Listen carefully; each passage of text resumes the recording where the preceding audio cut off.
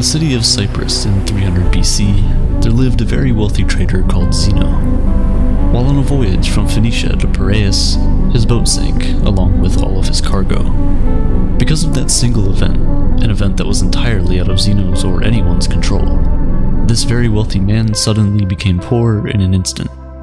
Imagine you were Zeno. How would you react to your entire life's work getting flushed down the drain by the sheer force of nature? What is the proper reaction? Would you be angry, sad? Would you feel life has cheated you? For most of us, these would all be normal reactions, but not for Zeno, the father of Stoicism. One small change lasts an eternity, and one small reframing of your mindset can cascade into larger and more impactful changes later down the line. The core of Stoicism is the very definition of acceptance and indifference. After reading the works of Socrates and other great philosophers, Zeno created and taught Stoicism. According to Zeno, although we don't have much control over what happens to us, we do have control of how it affects us, and we must use this control to great effect. Rather than crying over spilled milk, or in this case, drowned goods, Zeno focused on maintaining his composure over the situation, remaining calm and neutral, despite his predicament. Today, people inadvertently view Stoics as people who cannot be broken, people who don't often linger to the emotional extremes, going through things like fits of rage or bouts of anxiety. But the original idea behind Stoicism was much more than that. Rather than just a way to describe people who are unemotional, Stoicism was a way to view, describe, and understand the world. It was a way of life, and that way of life has lasted for centuries. Stoic philosophy can be applied to situations today the same way it was applied thousands of years ago, and its benefits are just as impactful. Stoicism allows us to process these negative emotions from negative experiences, and turn them into the thoughts that give us a unique perspective of the world.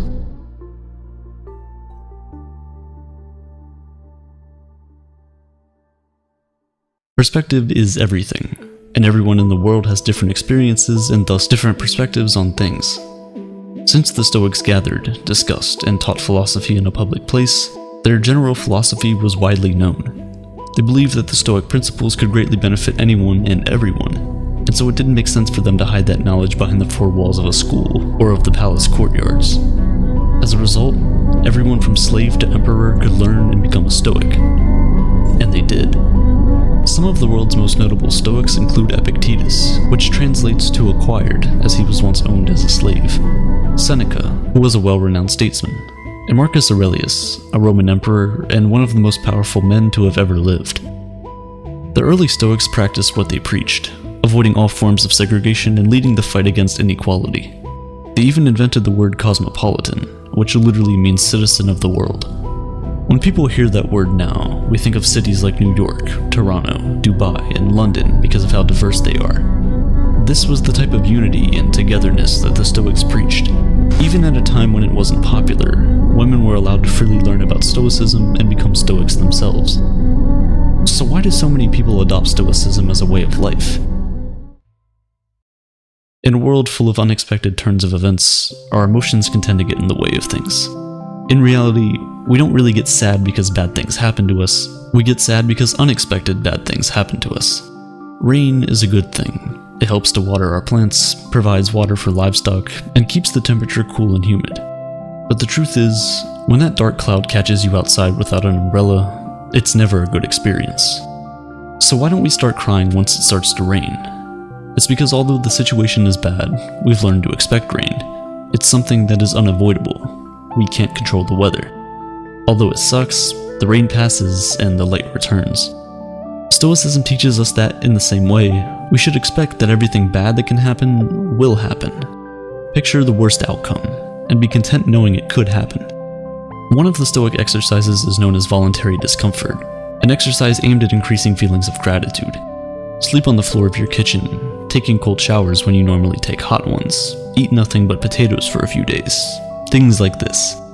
This exercise helps you to understand that no matter how hard it gets, you'll still survive and potentially thrive if your mindset is right.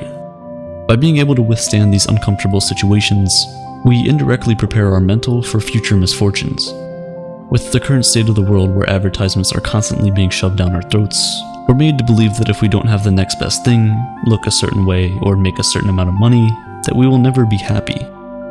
This message is more important now than ever. We enter the world not knowing much of anything. We grow up being taught things at home, in school, and by observing the world for ourselves. The thing is, a lot of times, all three of these sources of knowledge teach us in different ways. The question is, do we need to internalize all of this knowledge? If we do, we could unknowingly be setting unrealistic expectations for our lives, leaving us ultimately disappointed and unsatisfied in the end. That's no way to live. We should instead focus on improving ourselves, for ourselves. We should do things for ourselves and only for that reason. Attaching any external hope or secondary attachments to the actions we take almost always lead to disappointment. Most of the time, we end up trying to fulfill that emptiness with external things, blowing all your money on a fancy car, a house, or even starting a family. Sometimes we do all of these things for their external value and not their internal value. But Stoicism teaches that if you approach life this way, you place your happiness in the hands of external forces that can always fail. Cars almost always break down, natural disasters wipe away entire cities, and divorce rates climb higher and higher each year. But even the free things in life come at a cost. The cost of space, both physical and mental. As Seneca once wrote, "Learning to live with less will create space in your life for the things that truly matter to you." Instead, we must place our happiness on our intrinsic value as humans and on nothing we have or can physically acquire. We must choose to do our best to keep a cool head, regardless of what life throws at us. Because regardless of what it is we want, at the end of the day, we don't have any control over the majority of things that happen to us, but we do have all the control over how we react to those things.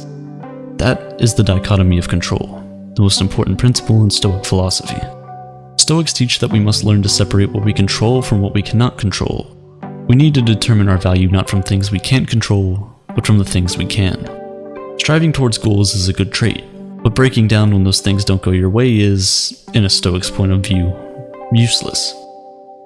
Making YouTube videos is, well, a lot easier than being a Roman emperor, but it can still prove to be challenging sometimes. First, you must form your idea, which takes forever. Then research that idea, scrap it because it sucks, start over, script the video, create the video, edit it, make the title, thumbnail, and everything else before you hit upload. Everything up until the point where you click upload is all up to you. However, once you click that upload button, the power shifts to the YouTube algorithm. Still, a lot of people judge the success of their YouTube channel or Instagram account based on how many views and subscribers or followers they have, metrics of which, for the most part, are beyond your control. Stoics teach that instead, you should judge the success of your work based on the amount of effort you put in, and not on the outcome of your external hopes. Trust the process.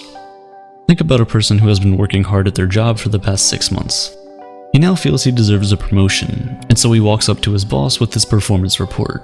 The boss says thanks, doesn't grant him the promotion, and he goes home thinking he must suck at his job. He doesn't consider that the boss might have simply woken up angry, someone else might have been better qualified at the time, or maybe the company was just losing money and couldn't afford it. He doesn't know the reason, but he's still upset. If he simply placed his value on the quality of the performance report he turned in, kept doing what he was doing to earn the promotion he wanted, he could have been much happier overall. With the right perspective, his goal wouldn't have been diminished, but just postponed. It's this reframing of your mindset that is crucial. A true Stoic does not view their successes based on the financial gain of their ventures, but is comforted by the fact that they can live a comfortable life without all the things money can buy. These are the 4 main virtues of Stoicism: wisdom, courage, temperance, and justice. Wisdom is being able to separate between what is internal and what is external, and the ability to choose our reaction to the things that happen to us. As Viktor Frankl said, between stimulus and response, there is a space, and that space is our power to choose our response. Courage. 2 words: persist and resist. Temperance, or moderation, is what I just did there, doing more with less, saying more with fewer words. While Jeff Bezos and Elon Musk are fighting at the top of the Forbes list, Stoics believe that the limit of wealth should simply be having what is essential, and then having what is enough. Justice is the most important of all the virtues. It instructs that no one should do harm to another because we were all born for each other, to do good to one another, and not to ourselves. Nelson Mandela was one of the most famous African leaders in the world. While he was fighting against apartheid, he got sentenced to life imprisonment, where he stayed for 27 years before finally being released. When he was released from prison, he was elected president of South Africa, and thus, many people thought he was going to brutally punish all the people that had anything to do with apartheid or his imprisonment. But of course, he did not. Throughout his time in prison, Mandela read the works of Marcus Aurelius and learned many of the core values of Stoicism, all of which he practiced throughout his life. Instead of calling for the heads of the wrongdoers, Nelson Mandela urged his people to instead seek the opposite, to relax and rebuild. He stressed that the past was now beyond their control, and that the only thing they could do was find a way to move forward and build a better nation. This is the way of the Stoic. In modern-day medicine, Stoicism is at the core of procedures like rational emotive behavioral therapy and logotherapy. REBT helps patients to identify negative thought patterns that might be causing emotional and behavioral issues. It allows you to challenge the reasoning behind all these negative thoughts with logic, and when you realize that many of them are unfounded, you can then replace them with more productive and healthier beliefs.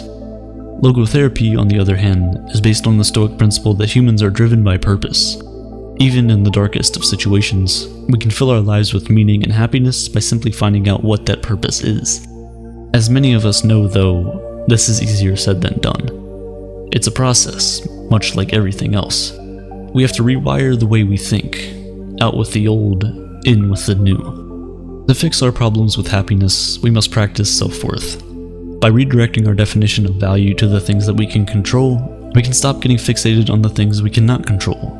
And overall, we can lead a much happier and more fulfilling life. Stoicism helps us steer through past and present storms into calmer and more peaceful waters. And if our ship sinks and we all drown, we can take peace in the fact that we lived a good life, albeit not as long as we had hoped. Because remember, everything has an end.